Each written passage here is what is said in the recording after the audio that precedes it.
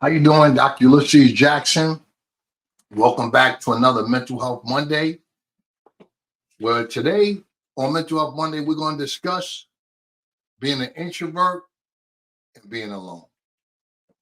How we came up with this topic was a lot of people that I talk to on a regular basis, they say things like, I don't mess with him, or I don't mess with her, or I just like being alone.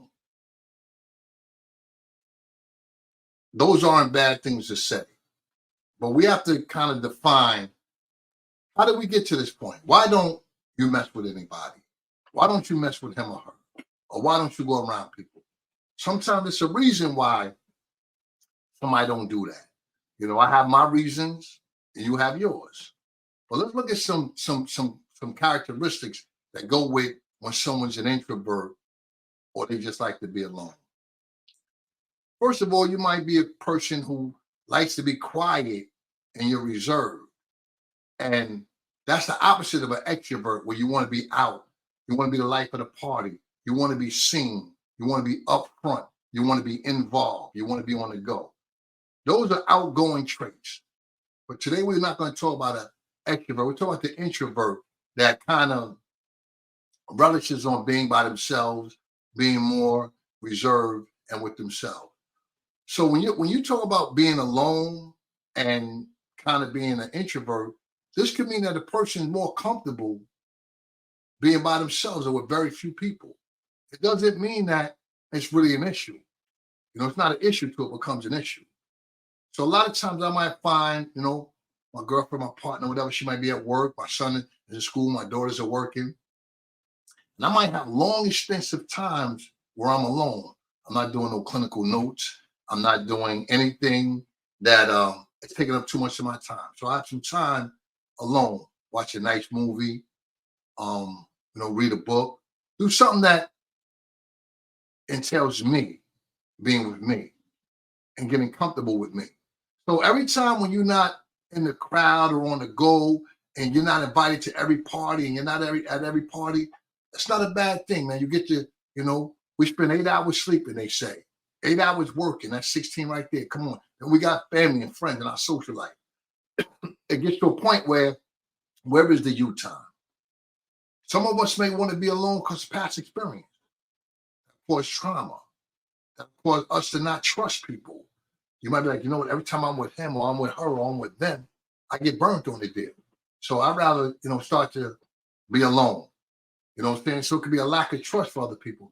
Or if you're coming from a younger stage in your life, it could have been some type of trauma or abuse that you just wasn't, you wasn't feeling, So that's another way to look at things, where it could have been some type of trauma or abuse that affected you in a negative way. Other than that, it could also be you're emotionally sensitive. What's from being emotionally sensitive? It's just that you connect with people and they need, yo, I'm having a bad day. Yo, my job is crazy. And then it's like they draw you in. So sometimes you might say, I don't want to be involved in they stuff today. It's 9 o'clock. I don't want to be involved in what they're doing right now. Just know what, I'm good on that.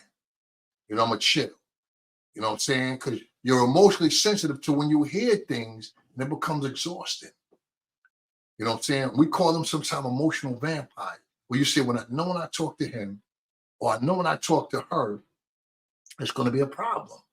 It's going to be an issue because I'm going to feel drained. So when we run in a situation like that, sometimes we say, I want to be home or I want to be alone. Or the person can have a history of toxic relationships. It's like every time I go out, we get into something, or she get into something, or he get into something. It's always an issue. It's always a problem. So sometimes we might not want that drama in our lives. So we're going to kind of back up from that and say, I'm going to just chill. So these are reasons why sometimes we're not out.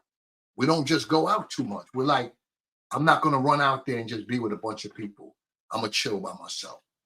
Again, you could be mentally exhausted, avoiding emotional vampires, and also you could have a continuous dysfunctional relationship that didn't work out. If you find yourself with this one and with that one, I happen to come from my characteristics is I'm like Chucky, I'm a friend to the end. Because what I'm going through personally, when I share that with you, if I hear it back in the street or it goes around, I'm real sensitive to that. You know what I'm saying? So I like to keep my circle small. And the less you know about my personal, intimate life, the better off I'm going to be and the better off you're going to be, because me and you ain't going to never have no issue. So being alone and being an introvert, it's not a problem. Not an issue unless you make it an issue. Next we have, well, what is the difference between being an introvert and having social anxiety? And as I get ready to get into defining what social anxiety is, I'm going to just say the disclaimer again. This is an informational discussion where I'm sharing my thoughts and my experiences on a topic you might be able to grow from. This is not to be taken for anything clinical on place of treatment. So the disclaimer is, do not take this as treatment or as a guide to some type of diagnosis. But we will discuss what is the DSM-5 definition of social anxiety. It's a mental condition where social interaction causes anxiety. So again, we're going to say that again. Social anxiety is a mental condition which causes social interactions someone to experience extreme anxiety. So now every time you go around people, you get anxious.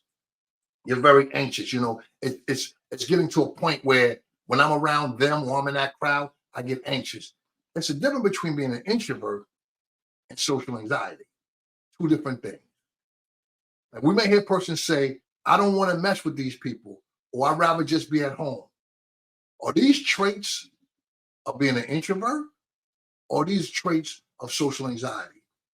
This is where we say seek out professional, professional advice on that. Because if being alone prevents you from doing basic stuff like going to school, going to work, social engagement, limited to some things, and your education, that could be a problem.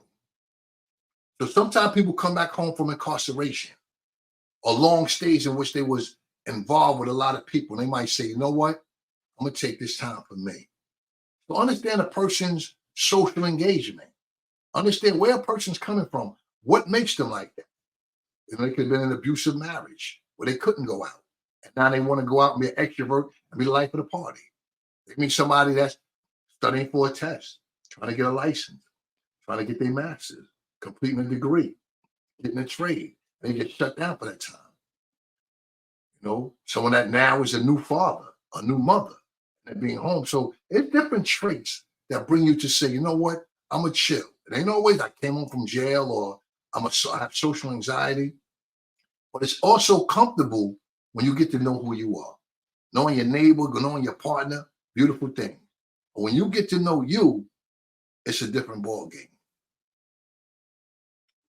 So again, responding to this, if you feel like you want to be alone and not want to be with someone, and you're on the fence whether or not this is social anxiety or you're just an introvert, seek professional advice. Be like, am I being a little extreme? Not wanting to go out? Man, I got to go out tonight. I'm going to go to the club. I'm going to go to the comedy club. I'm going to take my girlfriend. I'm going to do something else. Take my boyfriend out. I'm going to take my partner out. Whatever your situation is, evaluate that. Why you're home, why you're alone. Again, if you experience or you believe that you have a diagnosis for social anxiety, please seek some professional help. For this criteria that you go through. Again, being home alone, it's not a problem. But define those reasons for that. And when you say, I don't mess with people, it's not a problem. It's not a bad thing to be alone. Not a bad thing going home. So the issue arises when there's absolutely no interaction with other people or persons from the outside world. And you experience extreme anxiety.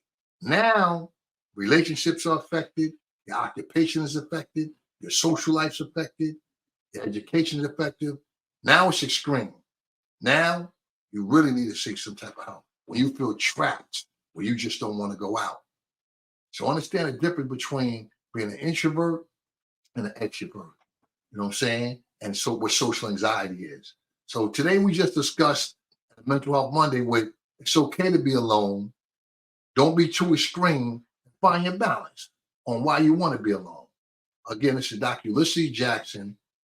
Thank you for sharing this time with me. If you're on that YouTube channel, make sure you hit that like and subscribe button and give your suggestions, because every Monday we have a Mental Health Monday on a topic that you discuss or that you want to discuss with me. Thanks again for showing up today for another Mental Health Monday. Dr. Ulysses